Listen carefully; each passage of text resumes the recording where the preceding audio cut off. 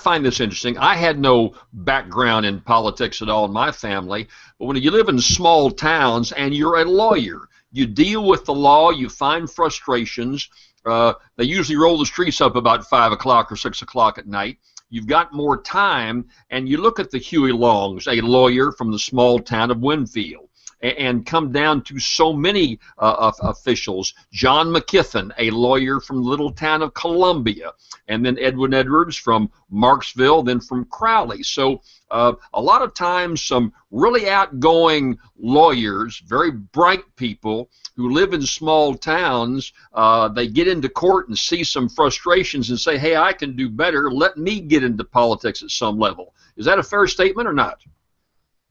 Well, from at least with regard to Edwin Edwards, you're right. I mean, he decided that he was going to do that, and when his parents really were about as apolitical as it gets. He only had one cousin, a distant relative, who was the mayor of Beaumont, Texas, of all places, but they never discussed politics. So, and it's funny too, because his parents were not particularly Huey Long people. They were not populists. However, their big hero was FDR. They loved Franklin Roosevelt. So, it sort of fits that Edwards would become the kind of populist that he is. Of course, Governor Edwards went far and beyond what Huey Long did. Huey Long compressed his entire power in life into that last 7 years of his life before he was assassinated, ironically after he announced for the 1936 presidential race.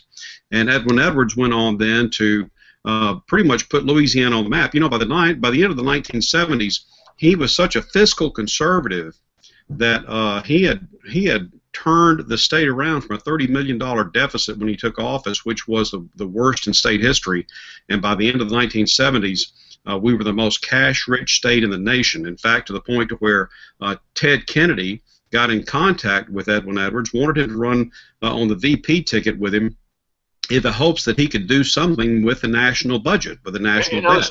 Stop you right there, Lee. I think that's very important, you see, because, Steve, what Leo and I are talking about was the times of the 70s. You got to give Edwin Edwards credit, whether you like him or not. As Leo said, we had, I think, a several $100 million state deficit when he took office, and he left with a bountiful surplus. Now, the price of oil and gas did go up, and that had a lot to do with it. But the fact remains that he managed it well, and I can tell you the 70s were a great time to be in politics, to be living, having stocks from the stock market. So that was the shining light of Edwards. Well, Leo, jump on up then maybe when the luster came off a little bit, say, when you go into, say, the 85 campaign, the hospital indictments, and then the kind of fluke of him coming back and ending up getting in the runoff with David Duke, probably the only guy he could beat, quite frankly, in that field. Give us a little taste of that.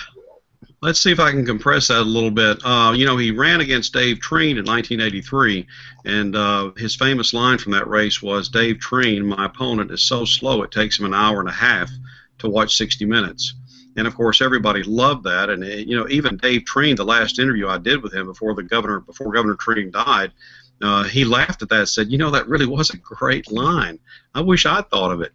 And but anyway, so he wins that by a landslide. What, Steve? Well, I said he did. You're right. He did, but 20 years later. Yeah, and by the way, just sharing this as part of Leo's history that Leo knows well, Dave Treen went on to become a very close friend of Edwin Edwards and went to bat for him to get a pardon and raise questions about the fairness of his sentence and his conviction. Kind of interesting. The guy he beats, the incumbent, is one of his strongest defenders in both of their later lives. Yeah, then that speaks highly of Dave Treen. Dave Treen reached out to Edwin Edwards in prison because Dave Treen felt like that his trial was a travesty of justice. There was no love lost between he and Dave Treen. I think everybody knew that. But the fact that Dave Treen called foul on what the federal government was doing to try to nab Edwin Edwards really speaks up so much for Dave Treen, but it also points out, and of course he wrote the foreword for the Edwards book, and he did point it out, he basically called out Judge Frank Polozola, who is now deceased, and Jim Letton. So and Eddie Jordan. So the these people are both, for our listeners that don't know, those were both the U.S. attorneys that were actively involved in the conviction of Edwin Edwards. So, Steve, if I can interrupt, Leo, I want you to keep going. I just want to tell a lot of the folks out there why we're focusing on this particularly now. You know, coming up this weekend, October the 27th, is this whole new reality series called The Governor's Wife, about Edwin Edwards, 86-year-old former Governor Edwin Edwards, and his 32-year-old wife. They have a new child, and it's going to be interesting to see. Some people say, what a hokey thing, but, you know, the biggest show in the country, I think, right now, that goes on is a Monroe, Louisiana show about Duck Dynasty, and that's captured the nation out of Louisiana, so we'll be interested to see what the Edwards show does. It's October the 27th, 8 o'clock at night on the A&E station, coming up quickly, so that's why we think it's kind of interesting for your viewers to be able to listen to a little bit about Edwards and then put that in perspective when they see the show. Leo, go ahead and pick up on those 80s. Didn't want to interrupt you. I just wanted to kind of put that in perspective. Well, yeah, that's true. Let's also clarify something, too. There's no such thing as a reality show. If you poke a camera in somebody's face in their house and in their bedroom and in their bathroom, it ain't going to be reality.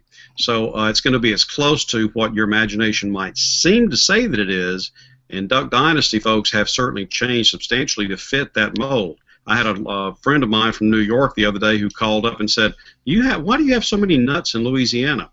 And I said, well, you have as many nuts in New York, but what we have in Louisiana are tax credits that allow them to be put on the air. That's the difference. So, you know, that's the deal. But anyway, going back to the history of Edwin Edwards, through the 1980s, you know, in 1973 we had the Arab oil embargo, and Edwards knew that oil was going to go only one way, and that's up. At that time, oil was trading for about $10 to $12 a barrel, if you can believe that. Now, and he said back then, one of these days, oil's going to be at $100 a barrel, and now we're used to that. So he saw this happening through the 1970s. We got to the end of the 1970s, it was called the embarrassment of riches. Then in the 1980s, you had a lot of renegade OPEC countries who decided to flood the market with oil, and they forced the price down. It plummeted, which took a lot, if you'll notice, a lot of American wildcatters out of the whole business in the service industry. So Louisiana went into a tailspin as a result, because we had switched over to that value-added tax as a percentage of the oil severance, not a percentage of the price, I'm sorry, but not a direct flat tax on the severance. So, you know, that did not bode well for Edwin Edwards in that third term. And as you mentioned, he was brought up on indictments for the hospital certificates probe. 2 John Volz trials ended with an acquittal, and he walked away. And I really believe that the day that he was acquitted was really the beginning of the end for the Edwards legacy, because he walked out on the steps of the federal building in New Orleans and quite frankly, took a lot of pot shots at the feds, called them out by name, basically said that John Volz had turned the federal courthouse into a Republican headquarters, and that they were just out to get anybody who was trying to help the people, yada, yada, yada, didn't like the FBI. You know, when you start saying things like that, guess what? They're going to be trailing you pretty close. And that's exactly what they did. And so by the time that his fourth race came along for that, when he went in 1991 against David Duke, you know, I think they were pretty much setting for him.